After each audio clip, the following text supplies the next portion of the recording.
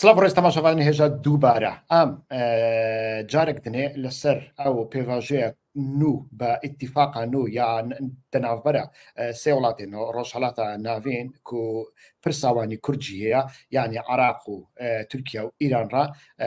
داخفن خویا دەکا لەسەر ئیتیفاقا ناوبەرە عراق و ئیرانێدا بە تایبەتیژی پشتی هاتنە سەر و کۆماری نو یا ئیرانیش بۆی عراقی مەسعود پزیسکیان ئەف هەنێکی کێم حتا زێدە خویا دەکا یەک ئالی دەبێت لێ تشتێک و تاریە ئەوە ئیتیفاقا دەناوبەرە عراقی و تورکیای دیگێژکو یعنی لە دوو ئالیانوە ئەو یەک خویانینە هەنێکی تاریە یەک ئالیە کوردی حرەکەت سیاسی و عسکەری یا کوردی چۆ خۆ ئامادە دکا دەسەرێواندا چ هەیە پیلانێوان چیەش بووی دەمێ پێش یەک ئەو یا دنێژی لە ناوبەرە عراقێژی هێژی سەدیسەد ئەو ئیتیفاق نهاتیە ڕوونیشتاندن حتا نەهاژی ئالین شیعە گەلک ئالین شیعە هەنە لەناو عراقیدا دەخوازن ئەو ئیتیفاق لە پەرلەمان بینی قاشکردن ئەموێ مژارێ ئیرەوە بە دۆستێکی خۆراک و دەوی واریدا گەلێکی پسپۆرە و ئالیەوی ئەکادیمی و ئالیەوی چاودێریە سیاسیژی گەلێکی بەهێزە داخفن کاک شەماڵ بەشیری بەخێراتی گەلێکی سپاس دەکەم کاکیوە سپاس ji بۆی تا ji بۆی بانکێشکردناتە و تەماشەوانن کەناڵەتەژی سپاس بۆی بەشداریکردنەوە یعنی وەک من گوت ئەس دەخوازم هەنێکی دەستپێکدا لەسەر کۆنژکتور تو هەنێکی شڕۆڤەیەکی بکەیت دیتنی خۆ بینی سەر زمان ینی کۆنژکتۆرا بەرەیچەوە بوو ئەو کۆنژکتۆرا نو نەهاوشونوە ینی ئێتیفاقا ئیران عراق تورکیایە دێ لە ڕۆژهەڵاتە ناوین بە تایبەتیژی گرێدایە پرزگرێکا کورد تشتێکی چۆوە دەرخی هۆلی زۆر باش کاکیوە ژبەرک و دەما پرۆگرام سنووردارە و ئەم نرخاندنی خۆشی بمەرکزیەتە عێراقیەوە ئەمە دەست پێ بکەن و پێش بخن دەوێت چاچۆیەدا نرخاندنی خوا یەک کۆنژکتۆرا بەرێ و کۆنژکتۆرا نەهاژی بە تێکەلیداری عێراقیرە ئەز دەست پێ بکەم و ساژی ئەز بداوی بینم کۆنژکتۆرا بەرێ ئەس دەخوازم ژ ساڵی 2023 پشتی ئێریشە ئەمریکا ji بۆی عێراقێ ئەز دەست پێ بکەم و بنرخێنم هەر وەک توژی زانی قۆناغا داگیرکردنا عێراقی قۆناغا زعیفکردنا دەولەت ji destpêkê helweşandina dewlet û pişt ve proseya ji nû ve avakirin û damezrandina dewletek nû bi sîstemek nû û destûrek nû ye bêguman ew qonaxê nizîkî 20 sal ajot û di vê proseyê de her kes dît ku çiqas dem ber bi pêş ve diçe ew modela عێراقی ku لەسەر ئەساسا لەهەفکردنê hatiye avakirin لەهەفکردنێک jî taybet jî ji ber ku mesela gelek dewlet لەسەر بنگەها avakirinê لەسەر بنگەها لەهەفکردنê hatine avakirin wekî Lubnanê ema modela عێراقی taybet e ji ber ku ne لەسەر بنگەها tenê etnisîteye û ne لەسەر tenê bنگەها ola jî wekî tu dizanî lehevkirina عێراقê لەسەر بنگەها ol û etnîk e yani aliyê Kurd Arab yek dû di nav Arab da Sunnî Şî'a û dîsa Şî'a Sunnî û Kurd li vir de Kurd wekî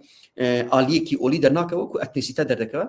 lê aliyên dinên beşdar bûyî di nav dewletê de wekû aliyê eniyên mezhebî eniyên olî derdikevin pêş ew bû sebeb ku dewlet qet ber xwekomkirinek neçe û çiqas ew dewlet wisa parça parça ma bû sebeb ku hem polîtîkaya navdewletî hem sîstema abûriya cîhanî hem sîstema cîhanî û abûriya xwe ku bingeha wî enerjî be rûbirûyê gelek qeyranan bibe û roj bi roj muhtacê gelek welatên taybet di pirsê petrolê û enerjiyê de bibe û li aliyek din jî aliyê herî serkeftî aliyê herî ku zêdetir menfaet dît li vê proseyê aliyê Îranê bû hal bike ê ku herî zêde di milê abûrî eskerî siyasî de li ser vê mijarî hesabê xwe avakiribûn dewletên roj awayî û di serî de Amerîka bi taybetî bû niha konjektûra nû çi ye konjektûra nû demek ava dibe ku yek نزیکی 10 سال دولتên Ewropî dixwazin İran rûberûyê abloqeyekî abûrî ambargoyekî abûrî bikin têda ser nakewin yek ji sebebê sernekeftin hebûna dewletên wekî Îraqê ku her dem dibe wek deriyekî vekiriyê ku İran dikare jê oksîjen bistîne jê hewa bistîne û bikaribe امبارگوین آبوری ابلوقین آبوری چنبر آبوری دورپج بکه یعنی جه درکوا جه نفس بگیره مجارا دو هم شر روسیا اوکراینایا بوس او شر بو سبب کو ولاتن اوروبی بتایبتی کو انرژی خو لسر برنگه انرژی روسیا آوا کربون او بگیجن آستی کو مجبور بن ابلوقیک امبارگوی لهمبری روسیا آوا بکن و او ابلوقه بو سبب کو هم دم مجاري بترول وهم غاز سروشتي داجي روج اوا روبري قيرانك مازن ي انرجي ببا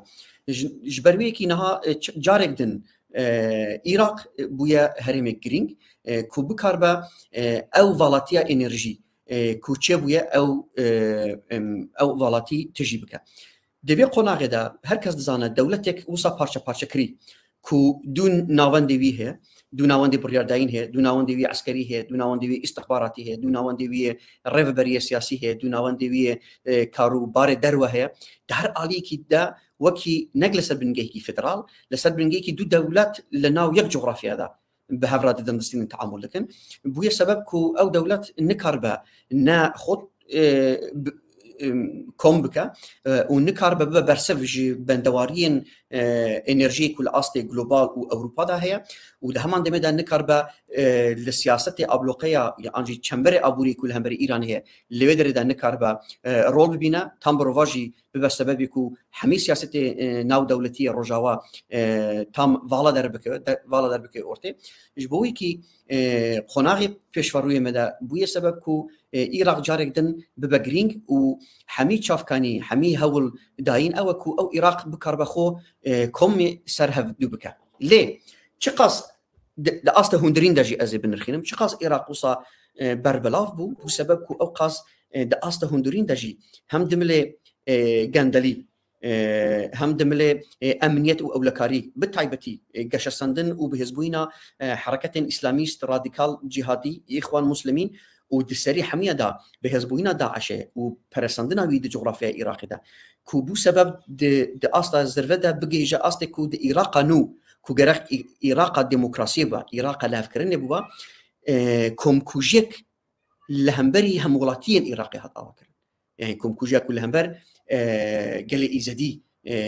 هات لدارخستان اوجي جبوي حمي ولاتين باش دربوي د بروسيا جنو افاكرنا العراق دا هم فياسكو بو هم جي كارساتك مروي وقيرانك بو العراق نو د كونجكتورا نو هذا غرك دا اصلك دا بكاربا خوكم يسرهفدو بكاكو يك دليل همبر دوباره بوينا كريز وتراجيديا نو كو هم ولاتين العراقي روبروي قتل عامه ببن جينوسايد ببن يك ريل همبر بي بيغرتن دو هم بكار بس نوري خو بباريزا وتدا اوتوريتي خو كي دولتك افابكا سهم بكار ببا بالانس ساكو دناف برا ولاتن اسلامي وولاتن عربي دا كو هين يكبر بتكتشويني شويه دري عراقي دا او بالانس جاري كدن بي افاكرن ودهمان دمدا كشفتشونن هر داوي شر غزه واسرائيل وكوبويا سبب انيا ايراني جاركدن بأنيا روجاوا بأمريكا بإسرائيل بفرنسا ببريطانيا دا بتايبتي بوان ولا ترى جارك دا بكوا تشاتشميك راست وراست بفچونن راست وراست او ديفي مجاري داجي العراق نبر سببك كو هم ايران بكار بالراحتر في انيه بك هدف وايران جي دهمان دمدا دخوازه باوايك العراق كوميسار هفدو ببا كو اخا عراقي نبر سبب كوج آلية دولة رجاوي بيبكر آنين جبوك وبوزيسيونا دجي إيراني لهمبر إيراني بيبكر آني وإيران جي دهمان دمدا بكر با تشتكو بصالان تدا كار كريه باراجرا دايا مسف كرن وحمي استراتيجي خلص افاكري يعني هلال شيعي بكر با او هلال شيعي بباريزا وتكليه خوا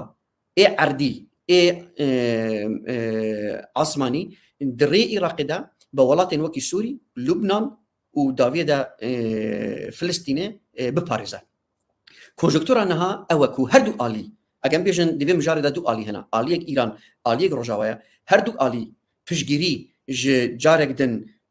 بهز كرنا دولتها عراقي دكن هردو الي عراقي بهز لبرجونديه خدا دبينن يعني جوهرتن و داوی آنینا قیران هندورین عراقی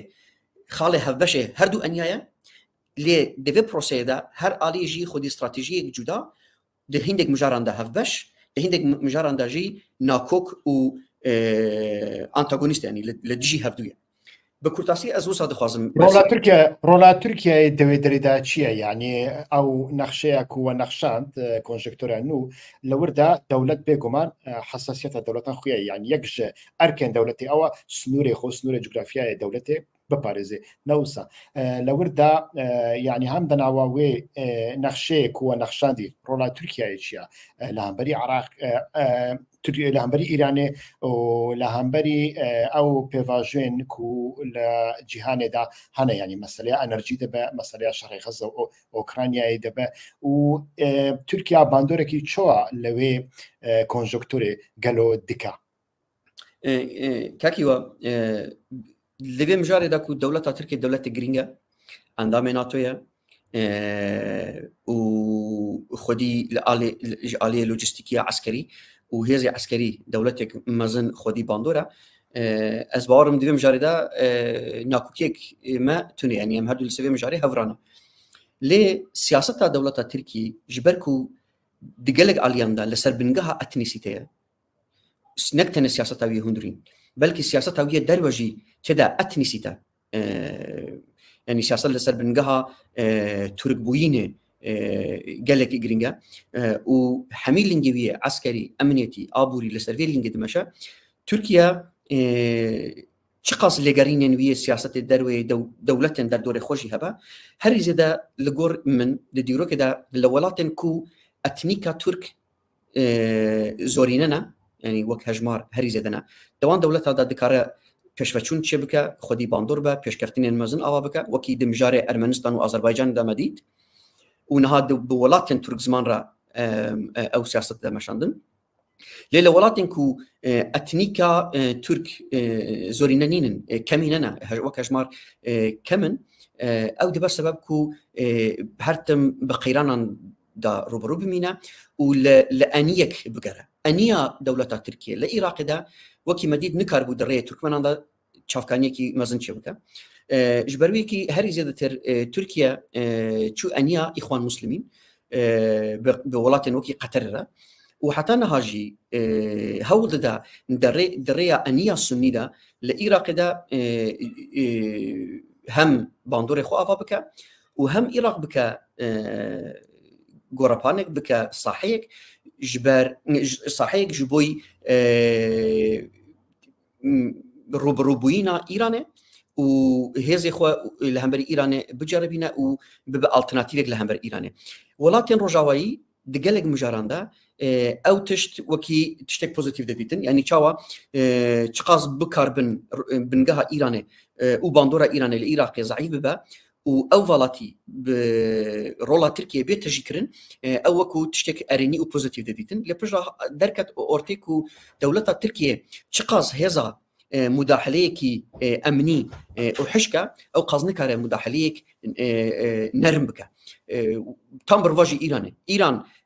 تشقاز مداخله نرم دكا لآلية دين لآلية كولتور چاندا كمتر مداخله عسكري وحشكه ایران دوی مجارده باشتر کاری بویا که به خودی باندور و د سیاست د کلتور د قانون د هر ملی د خودی باندور با اما ترکیه رغمی همی چابه کودای و همو هوداینی خدای هنجی نکار بویا که بگی جوی آرمانجی خوا دروجا ایرو د ترکیه د 2 میلیون دا رول دبینه یک اوجی دخوازه که دولت عراق خو توپی سریع بکه و مرکزیت چی سنترال لشما انجي مركزيتك دا عراق دا آوا بكا يجبركو تشقاز دولتا عراق بهزبا دهيندك آليان دا دكاراكو بربسياريتيك مازنتر بخمل دولتا عراق كو سنوري خوال لهمبري بارتيا كاركرين كردستان سنور دار بكا ونهي لجا آلية خاكي ويوا رجل سر لهمبري باكا بيكرن اما ده همان دا مداجي تركيا ترسكي ويجي هي شقاز او تو بارلمان بناوند بوين دا عراق دا چه ببا بهزبونا دولتي بهزبونا دولتي پیش بکوا دا اوقاز جی هف پیمانه وی سرکی امنی يعني بارتيا ديمقراطا كردستان عراقي او جي بربزخت و گوشاران بچه لاواز دبا لفر تركيا يعني ناكوكيك جيان دكا ليه هو داينكي وانجي هيك ودريه قطر دا ريا ابوري يانو كو بروجيك او دخوازي بصره جي بصره حتى ني باكور تركيا بچا او لينك وكو لينك ابوري بكاربينا كو هم رولا ايران لاواز بكا وهم بكاربا شوني كو باشتر دري عسكري وهيزا حشك د عراق دا بمينا هري زيادتر دملي ابوري دا بكوا حركته لي تشقاسي از في روشد شوبينم باورناكم تو بروجيك دا استا عراق دا بكاربا بيش بكوا كو ارمان جاوي ارمان جيكيوي ي استراتيجيك لسر بنجيكي مذهبي اولي واتلسر بنجها سنه تشيتيه بيش بكوا دو بخوازه او بروجا لهمبري ايراني بكاربينا يعني نهاد صحيح وصح حساس وكي باشوري قفقازيا ارمنستان واذربيجان دا كو وكي من برد كود اذربيجان وكي اتنسيتا تركيا ودولتها تركيا السبب بنجه سياسه خوشي د مشاندن وهينك د علي عسكري داجي دسكرتي مازن اواكريه هين نكاره كو ريا زنگزوري د ارمنستان د درباز ببا وجبوي ايراني تو حسابك نكا عجبا د جغرافيا كي وكي عراق دا كو هم د علي اولي كولتوري تشاندي سياسي امني رولا ايراني او قصب هذا تركيا وبراء اخوان المسلمين بسرمایه قطر چاوا بکاربن پروژه بیرنگی بدن مشاندن از هینکی زحمت بینم استراتیژن ترکیا من هنکی چاف دیریوان کرد دبیشن ام تنی رکه که ام ایرانی بکن هاف بش هاف بار قالوا احتمال كيوساه يعني ايران فيك قبول دكا كودنا وعراق دا بابا هاف بار ريكا بيشكتنا كوريدورا بيشكتنا ابوري يا تركيا ايران يعني اوتش ايراني تطمين دكا او هناك جرداي اوي كو تركيا يعني وكي مديت دمجار السوريا دا هم روسيا هم ايران خواستن كو تركيا هناك تركيا بكونا سياستها سوريا تقاصدنا سياسه سوريا دا هات تدا جير بو او قاص مجبور بو كو حساب جبو انيا روسيا بك ومجار السوري جيبو سبب كو تقاص خالويه هبش امني استراتيجي بولات روجاواي دهبا باراليل بيجي ببا خدي دهيندك صحاندا بخدي شريك بولات روسيا را دهيندك صحاندا مجبور بايران دا بكودا مستانتن دا وولاتي ناتو مجبوري روشكي بيرنجي با كو فشرة د بروسيك دريج دا ناكو كيوي بيجي استيكي كو دولتا تركي بچا جبويكو بالانسا هيزي رابغرا بچا چكي اس 300 و اس 400 جي روسيا بغرا از دي باور دما اگر بروجه بسبب كو روسيا ايران بكاربن ويكي لهمبري ولاتين روجا افا بكاربينن وتركيا بخن قيرانيك سياسي استراتيجيك بولاتن اندام ناتو را اوي هول بدن تركيا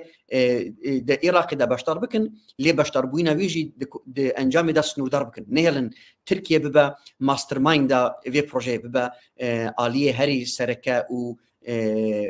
بربشاري في بروجي شوني كو تركيا وقطر ايران بدن كلكي خو او ايران بروجي بغرا دست خو او هول بدا كو قطر وتركيا بدا كلكي خو بيغمان لبردا رولا قطر دملي سياسي دا ضعيفه قطر هرتم وكي بانكك دشغله بارد دا يجبركو درويه هجمار دا عسكري خو كمن ولاتي قطري زياده قطر دولت اللي هي دوان دولتها دغرا كو بكار ببارا جرا شربكن وارمان جن سياسي ابوري بي بدن بيشخصتن وحتى نا تركيا بويا يك جوان شركه كو باري قطري بكارتينا اللي دقالك مجرندا بقاسكو دكوا خدمات برجواندين قطري وقازناكوا خدمات برجواندين خويا استراتيجيك ودندريش راست باش كاك شمال او بيستقيم تشو از دخوازم هنكي سر ورم سر مجاري حركة كردي يعني ما قلت لا جريداي اتفاق ايران وعراق ده هلويستا حركة كردي ين ايراني خويايا يعني او بريجي لكامبان دابون شو ولا اگر تو جمن ببرسي شو صال 1991 وشونفا ايدي استراتيجيكي وان نبو كو شر تشكداري يعني استراتيجيه عسكري وسياسيه بري يا صالح هشتي بردوام ببدن جبويكو جبهه پشتیوان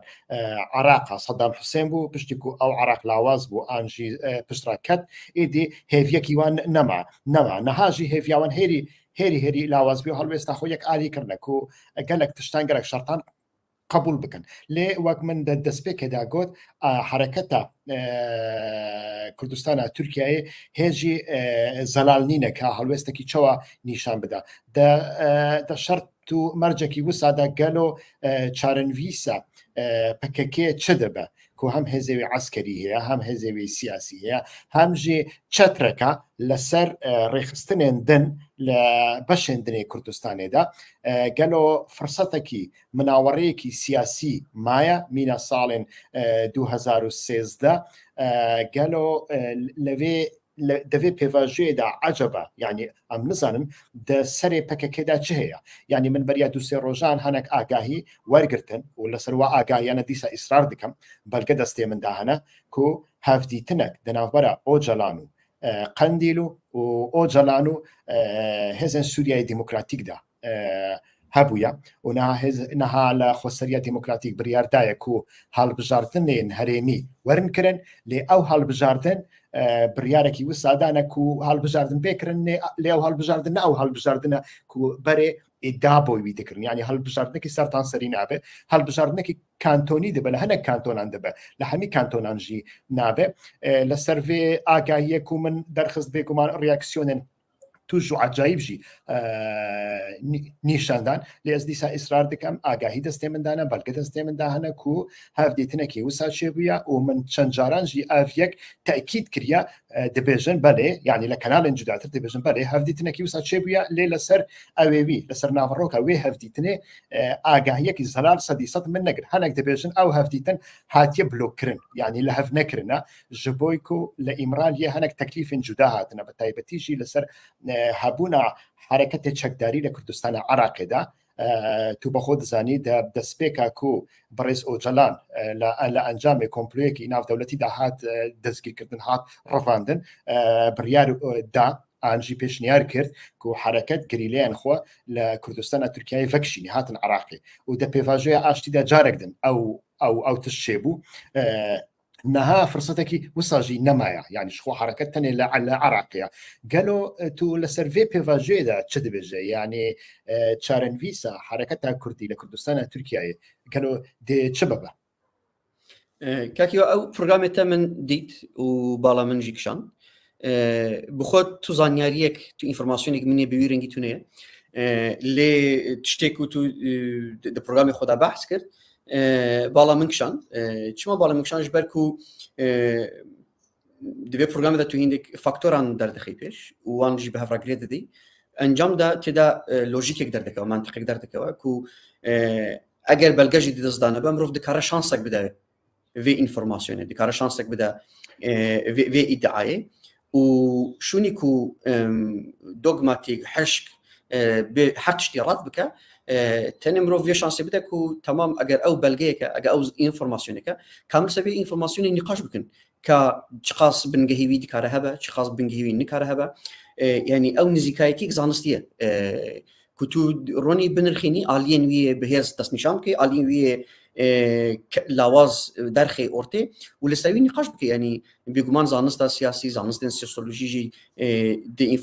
لە ڕەوشێن بوی ڕەنگیدا بوی نزیکایەتێک بوی ڕەنگی دەکەن یعنی نەها هەر کەس دەزانێت و خەباتە چەکداری شۆڕەشە چەکداری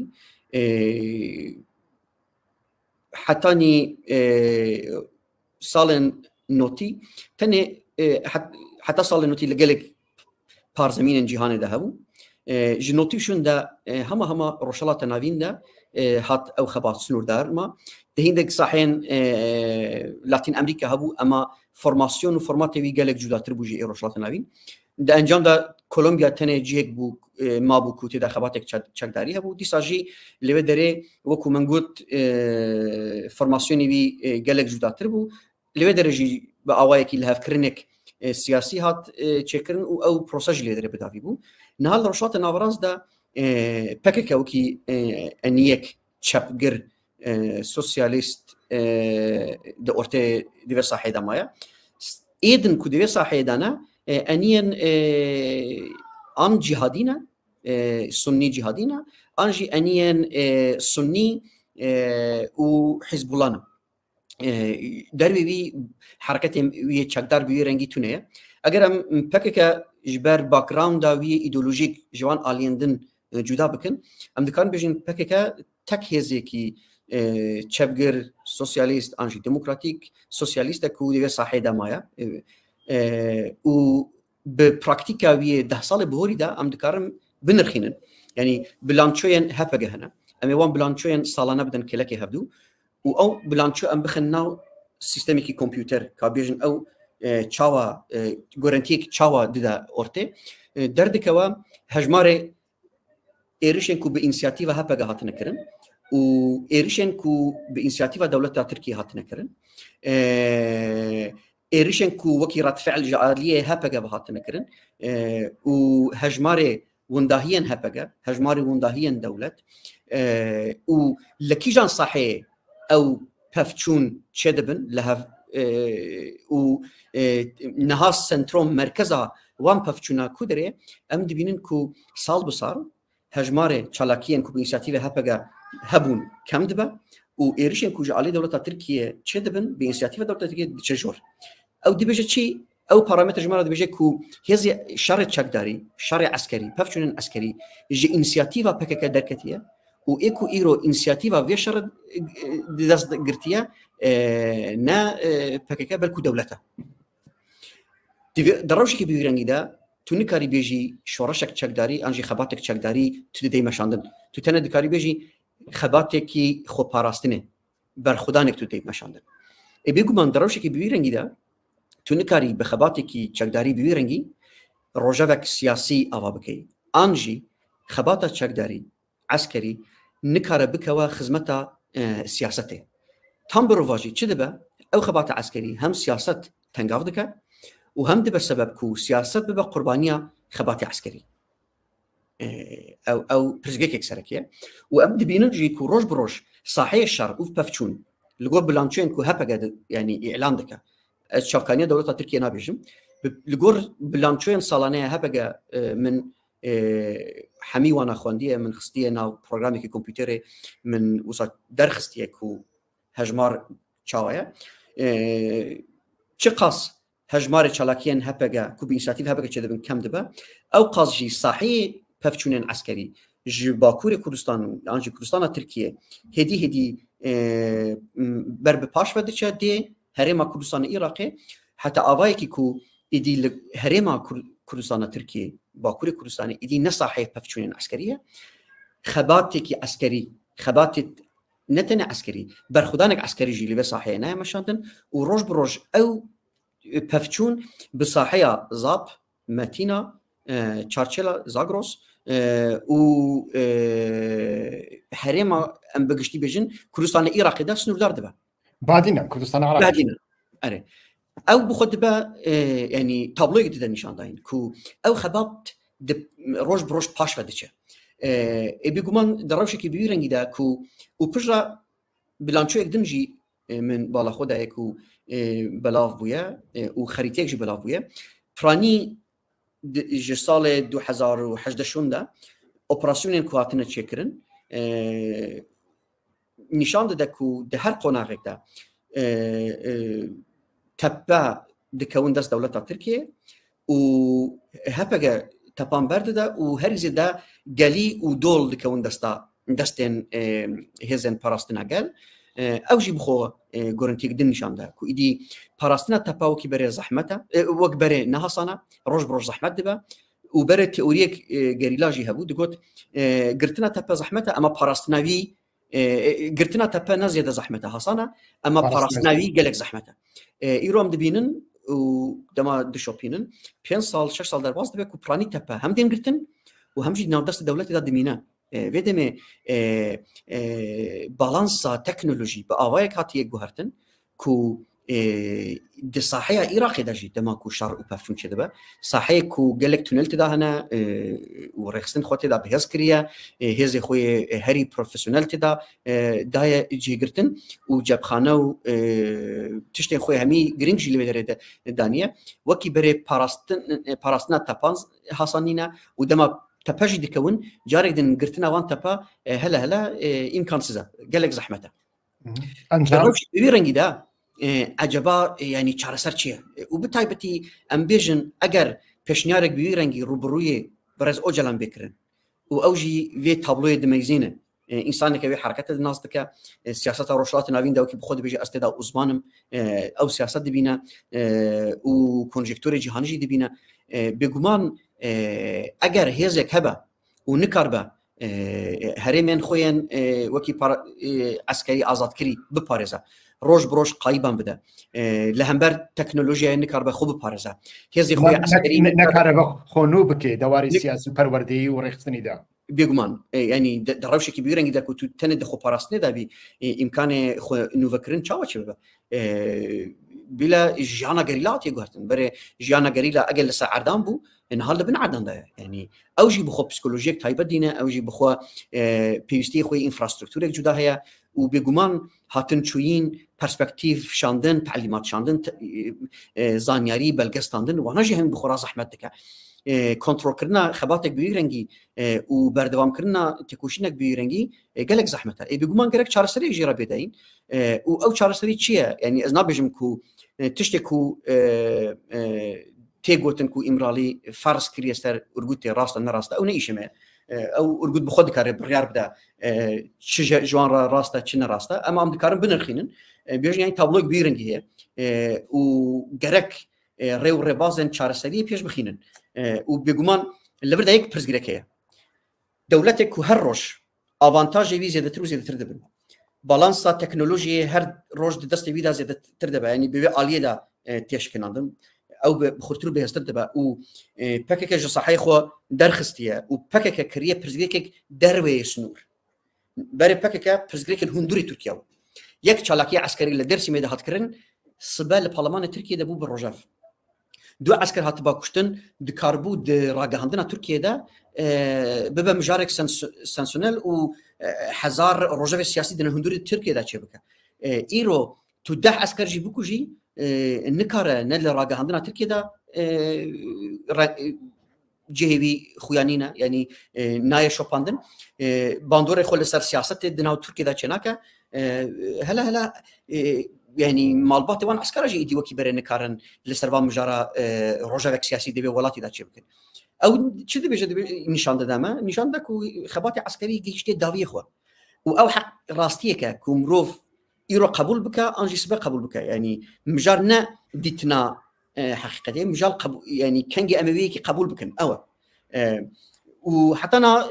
يعني ازدوي باوري دما نزكاتي بكك او يكو اگر ام في دوخيجي قبول بكن غيرك هفسنگيك دنا بينا هز جارك دن بي اوكرن امام دبينن هز وامكاني بكك كو او بالانسا هز بغورينا داز دانينا حمي هولدان او بو دريه تركيا دريه سوريا دا بكك بكار بمشروعيتك جخورا افا بك دا اصلا ناو دولتي دا الشر للجي داعش دا او مشروعيتها ناو دولتي بسبب كو باكج ليستي تيرور دربكوا او بسبب كو هفسنگي بيغورتن مديت چابا برخودان کل سوریه هات پیش خستن نبو سبب کو مشروعیتک جوی پاکک بده آوا کرن و پاکج لیستی ترور بده درخستن هولدان او بو هول بدن آکپا تصفیه بکن و اردوغان نکار بده در صلات دا بمینه مدید سه چهار هلبجارتن جیچو اردوغان در صلات دما و هلبجارتن هر داویه داجی آکپا رغم کو دنگی وی کم جیبو اما دیسان در صلات برندا و دیوید دما و پیش روزا مجین نبلیک و عجب آکپا 8 سال 10 سال دنجی ناو در صلات بمینه نمینه امکانه بمینه شی ایده مهزک و حمی سرمایه خو خستيه غاركو لسربي اساس سياسه دكاكو اردوغان نمينا وحرتش شهر سربا از دبينم دبيجم اوجي زحمته يعني هر دوله تقل تركيا بيسر د صلاته شما حسابك جوي باكك بككو دملي هزدا نراستا يعني باكيكو جا صحيح تركيا هاتيه درخستن ضعيف بويا شما لغور حفصنگيك جداتر بيرا بدا بستينا و بكوا ديالوجي انجي چار سريك سياسي بيرا بيش بخينا يعني از بهم داويد از بيجم خبات عسكري لرشلات ناوين وجهان دا روجن خوين هري داوي جاندك چاوا خبات عسكري لايران جروجا يكي واز بيجم خبات استراتيجيك افلاس كريبو هلا باجاك ورخصني هري داوي بو كو بعالية عسكرية خو بيش خست وبنافودنگ بو وبيش كت إيرو باجاك جي مجال خبات عسكرية دا أو تدا باش وكشيايا ووي خبات تام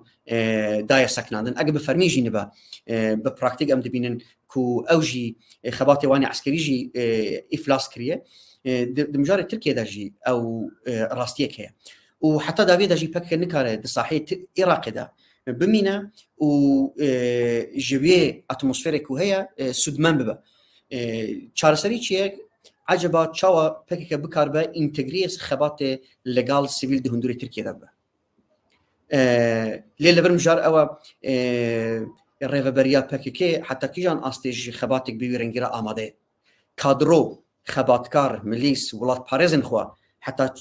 كيجان استيج بوي خباتك بيرنجي اماده كريه و سايكولوژیا هفبش یا وی ارگوته حتی کیجان آسته جبوی گوهرتینک بیرنگی آماده از بخو حتی نه گلک زحمت بینم اگر او چافکانین کو توجی بحث دکی راز با از شاش نامینم کو د تلکونفرانسک بیرنگی داجی ناکو کی چه ببن و له فکرنک پیش نکوا جبر کو يعني دملي سايكولوجي دا دملي سياسي رخصتني دا امرالي تشتك جاندك وقنديل جي تشتك جداتر جاندك ونيري نوانج بوي بيشاروج جي سادي سادنيكا هروكو ام داخوياني دا دي بينن روج بروج مروف دكاره ببينه كو ج گوهرتن استراتيجيك كو جنوتينو بفرمي هاد اواكرن بتابتي جي سالن 2005 كو باريزنامين هر داوي هات درخستن و باندوري كي خوها بوش بوكو صدي 8 درجه شورشك دنا فكر رامان استراتيجي وسياسه باك كذا بي اواكرن ايرو بداخيانيان مروف دما دبينا اسلوب سياسي مروف تعقيب دكا دبينا كو دوركتنك جنيرين رامان اوجلان تدا تيخو ياكرن او جي باواي جورك بوبوليزم هيك وتبيش خستن او بوبوليزم هم دا استا راغهاندن فرمي وخطابتها الرسميه ورغوتي هي هم جي در رياكسيون و يونلاشمه كادر و خباتكار ويداجي مروف دكاره ببينا ويتشتي بشوبينا جبوي كي چارسري يعني ام بيجن بيشروج اوكو عجبا كنجي بكك فيراستيه دا قرتينا هرچ قصد راستيك بر ايش با زحمت بجي اللي دما داد قرتينجي يتشاو هول دا في بروسي باوايكي كو برستيج خو هوندانك باوايكو بكاربا ديساجي هيفيك بدا وكي تسليميتك وكي باش و چوينك مزن انجي افلاس كرينك نه نشانداين كيجان ريو ريبازات دا بكارانين ام غريغويكي بشوبينن او يك ريا ريدو همينجي اوكو د روشي كونها هي اصرار بك وبيغمان اصرار بيجي يعني نا زياده ناممكنه دكارن بردوام بن دكارن دي روشي داجي اصرار بكن لمرو فيدا ميجي غريغويكي بدا برچاوي خوكو هر روش صحيح براكتيك صحيح هاتم چوين مانور سياسي مانور عسكري روج بروسنو دارتر دبا و درفت تفليكرنا گنجان روج بروسنو دارتر دبا د آليه دندجي روج بروش هجمار قايبه كود داين د آليه درون د آليه ايرشن فروكدا د هر آليه د جيمرو بدا برچاف هجمار قايبن كوچل بنجي زياده دبا و توجي ويتشتي من باشد زاني د حركتي كي چاقدار دا كو هز انساني چقاز گرينگن تو د شرک دبي هر روز بونداهي ابدي لن كاربي د همان اصل داجي تفليبوين چبكي كيجان برزگرگ او تجي بخورادينا توجي من ويتشتي باشتر زاني بەێ ئەم مەسێ چارێک دەرباسکردن ئەس دەخوازن داویە بینم بێگومان شتێ هون دەبێژن ئەس دەخوازن تەنێت شتێکی لەسەر زێدە بکەم هەگەر کو ئەو سیاسەتە عسکەری یاکو دەواری استراتیژیک و سیاسیدا وە گۆت ئەنجامان وەرناگرێ هەگەر کو ئەو بەردەوام بێ ئەس باوەڕم لە پێشیە سیاسەتە سڤیل و سیاسەتە هوندرین ژیانی نەتەنی لە تورکیا لە ئیرانێژی ئەس باوەڕم دەهێنێکی ئاستەنگیان چێ بکە ینی نەیە لێ کولەورژی سیاست پێش بکەوێ دەدەمەکی دەکو بە تایبەتی لە ئیرانی ئەس باوەڕم هەنێک فرسەتێن جوداترژی هەنە یعنی کو سیاسەتە سڤیل پێش بکەوێ و ئەم لێ دەنەرن پشتی شۆڕەشە ژینە ئەمینیژی یعنی جڤاکە سڤیل یا کوردستانە ئیرانی و ئیرانێژی سەلماندیە و دەوی واریدا دکارێ ئەنجامێن جوداتر بەدەستبینێ کۆ حرەکەتە چەکداری یا کوردین ئیرانی بەدەستنانی و لە کوردستانە تورکیا و لە باکووری کوردستان و لە تورکیا داژی ئەس باوەڕم بەوێ ڕەنگە باشە کاک شەماڵەکە تشتێکی نەبە لە سەرزێدە بکەی ئەس گەلێک سوپاسیەتە دەکەم ji بۆی vê بەرنامەیە بەڕاستیژی بەرنمەیەکی تژە بوو هێویدارم سوودەویژی هەبەش بۆی تەماشەوانە کاکی وا ئەس تەولی گوتنین تێ داوی دەبم ینی ئەس وێکی بێژم پەکەکە ڕێخستنە گرنگە دا ئاستە ڕۆژهەڵاتی ناوەڕاستدا گرنگە لنگی خۆی ئیرانێ عێراقێ تورکیا و سووریە هەیە پێشڤەچوون دناو پەکێکدا پێشڤەچوون د سیاست و خەباتە لەگاڵ و سیڤیل دە هەمی ساحەیە ڕۆژهەڵاتی ناوەڕاستدایە و کورد تێدا دمینە و دژی هەر گوهارتنێک ئەرێنی پۆزیتیڤ دناو پەکێکدا باندۆرێ خوا دا ڕۆژهەڵاتی ناوەڕاستدا چێ دەکە و هەر پێشکەتنێن نەرێنی نێگاتیڤژی باندۆری خۆی نێگاتیڤ لە ji بۆی کورددا ئاستی ڕۆژهەڵاتی ناوەڕاستدا هەیە ینی نرخاندنێک و لەسەر پەکێک چێ دەبن بوی ڕەنگیە ji بۆ ویەکی چ قاس پێشکەتن